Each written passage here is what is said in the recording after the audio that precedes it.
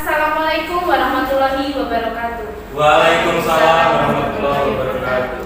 Salam puitis, profesional, unggul, inovatif, berteknologi, intelek, dan santun.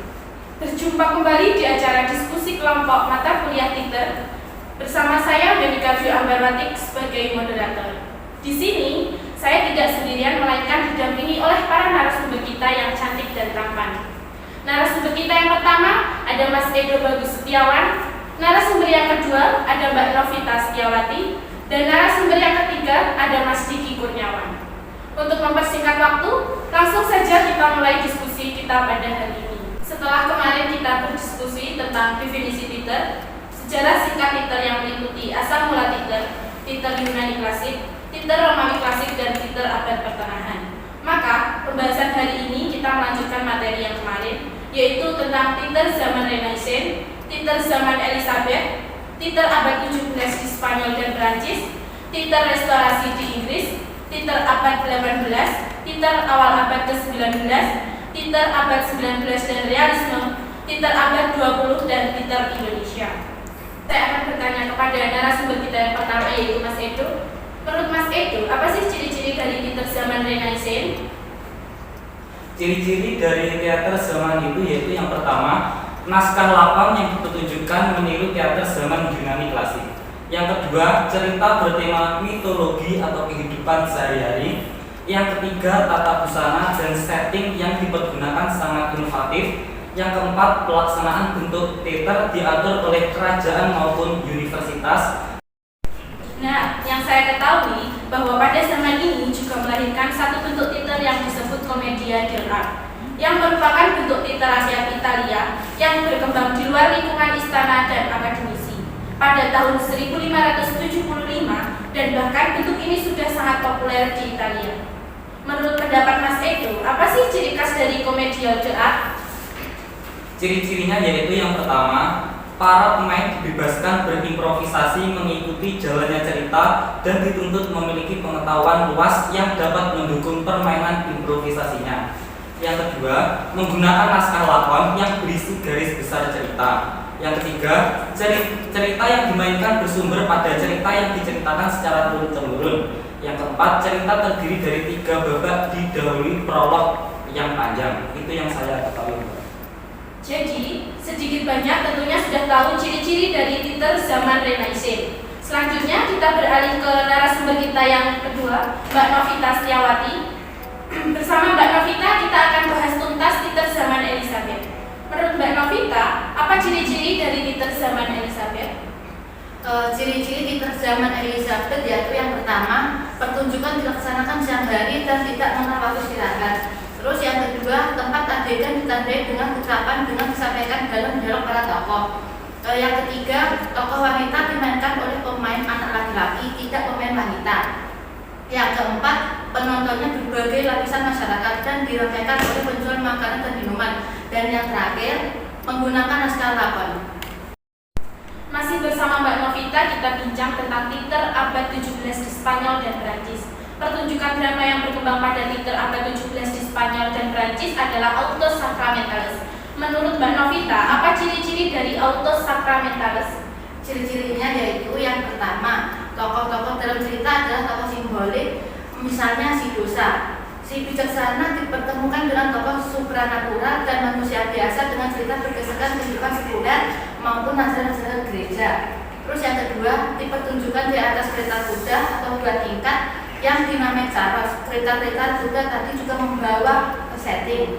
Yang terakhir, yang ketiga, pertunjukan dilakukan oleh rombongan profesional yang selalu berhubungan dengan gereja. Itu Mbak. Selanjutnya, bagaimana pendapat Mas Diki terkait Titer abad 17 di Spanyol dan Prancis ini? Baik Mbak Monika, bahwa teater abad 17 di Spanyol dan Prancis ini lahir klasisme baru atau neoklasik yang memiliki konvensi, yaitu yang pertama, mengikuti dan memahami konsep pembuatan naskah klasik. Yang kedua, menjaga kemurnian tipe drama. Yang ketiga, setia kepada kaidah klasik. Yang keempat, berorientasi pada fungsi drama. Sekarang kita beralih ke Titer zaman restorasi di Inggris. Menurut Mas Diki, apa sih ciri-ciri dari teater zaman restorasi di Inggris? Ciri-ciri teater pada zaman restorasi adalah berikut. Yang pertama, tema cerita bersifat umum dan penonton sudah mengenalnya. Yang kedua, tokoh wanita diperkenankan oleh pemain wanita. Yang ketiga, penonton tidak lagi semua lapisan masyarakat, tapi hanya kaum menengah dan kaum atasan. Selanjutnya, kita beralih ke teater abad 18 dengan narasumber Mas Edo. Coba Mas Edo ceritakan sekilas saja mengenai pengembangan teater abad 18. Selama abad ke-18, Italia berusaha mempertahankan bentuk kommedia dell'arte. Penulis besarnya ialah Carlo Galdoni. Karya-karyanya berupa komedi yang kebanyakan agak sentimental, tetapi tergolong bermutu.